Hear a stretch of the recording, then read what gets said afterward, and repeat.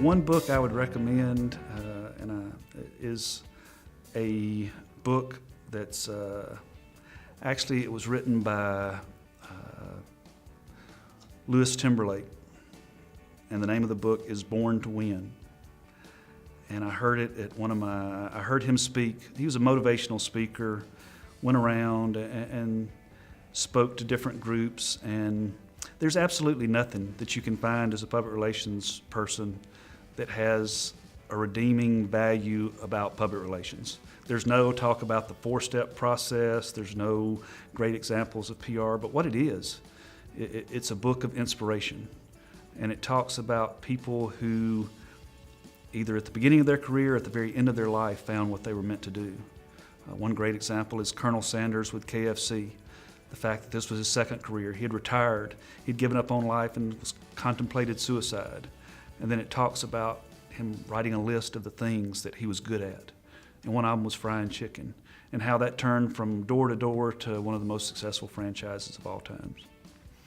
Now, I say that because I think that young people need to be inspired, and that book made a huge difference in my life. There's parts of it that are cheesy and motivational speaker type parts of the book, but I've read it half a dozen times.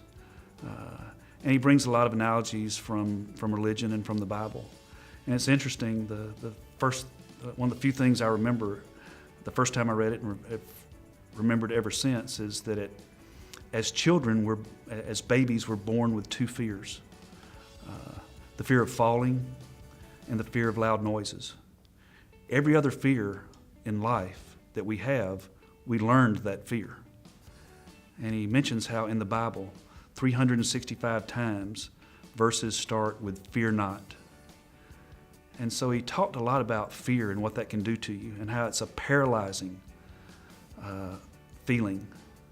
And so early on in my career, it made me less fearful of saying things, doing things, of speaking up in meetings where I probably was supposed to listen and not speak.